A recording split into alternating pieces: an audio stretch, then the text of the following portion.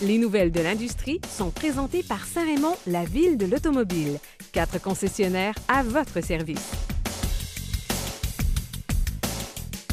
Voilà de retour, c'est maintenant le temps des nouvelles de l'industrie avec Marc Bouchard. Alors Marc, plusieurs nouvelles de l'industrie, on commence avec quoi? On commence avec le Salon de New York. Non, en fait, plus précisément avec le Toyota RAV4. OK. Tu sais, Toyota RAV4, à quel point c'est un véhicule qui est extrêmement populaire. On attend depuis longtemps un renouvellement de ce véhicule-là. On a fait une petite mise à jour il y a quelques temps.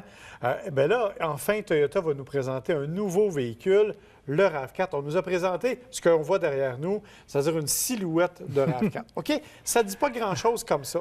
Non. Cependant, si on est un peu attentif, on va voir une autre photo qui est celle du FTAC. Un concept qui avait été présenté au Salon de l'Auto de Los Angeles.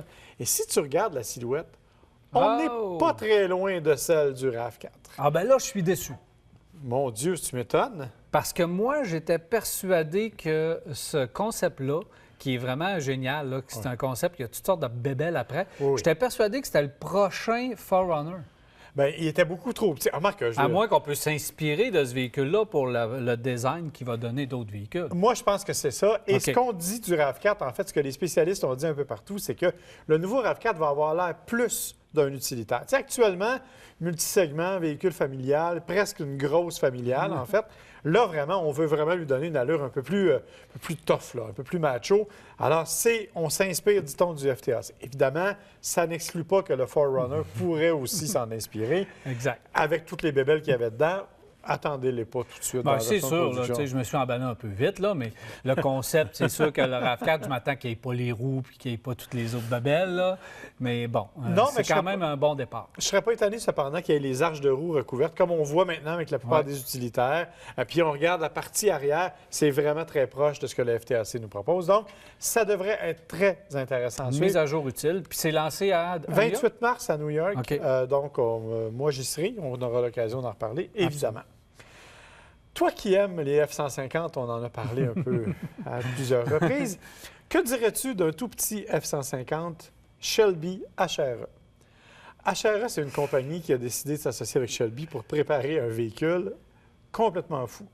V8, 5,5 litres, évidemment, c'est un moteur. On a ajouté un supercharger. OK. Ce qui fait qu'on est rendu à 750 chevaux. Dans un F-150. Dans un F-150. Puis là, on se rappelle que c'est une boîte en arrière. Exactement. Fait qu'il n'y a pas absolument de rien. Alors, c'est complètement fou. 750 chevaux, on dit que le camion va être capable de faire le 0-100 en à peu près 4 secondes. C'est complètement débile. Et que, bon, évidemment, il est monté sur des roues de 22 ou 24 pouces au choix. Et bon, c'est vraiment un véhicule qui est exceptionnel. Mais bon, c'est pour les amateurs. En quantité ultra limitée. Ultra limitée et pour vraiment les fous un peu. Les poches profondes. Ouais. On parle de Ford qui fait un rappel de 1,4 million de véhicules. Des véhicules quand même importants. Il y en a 62 479 au Canada précisément.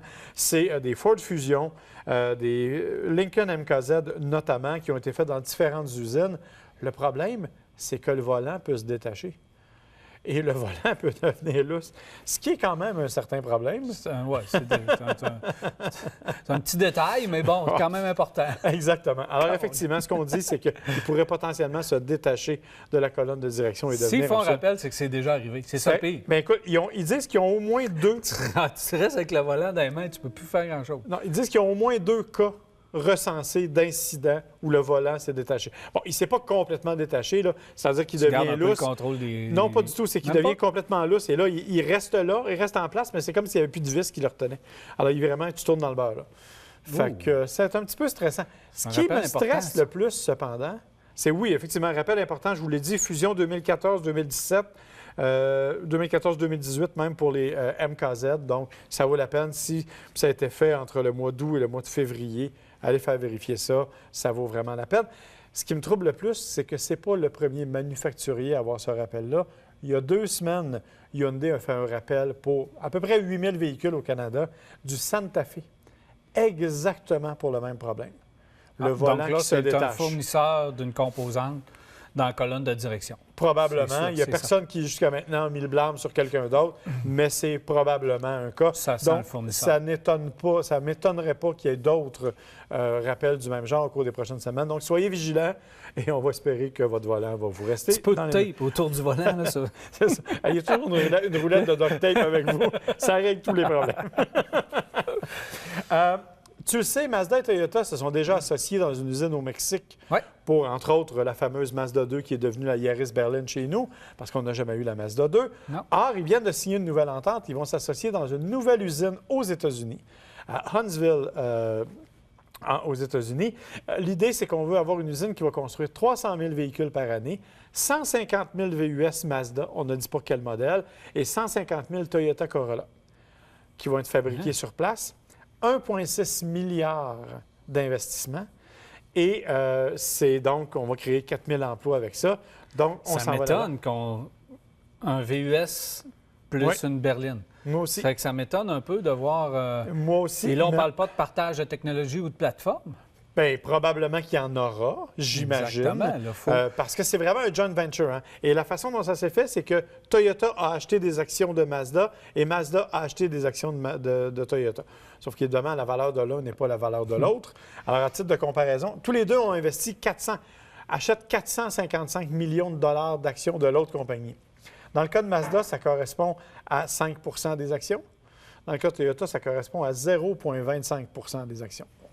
Le contrôle n'est pas le même exactement. Exact. Mais les deux vont travailler de concert et vont arriver avec ça. Donc, c'est les véhicules. Il faut avoir vérifié là, les véhicules. D'abord, la nouvelle Corolla.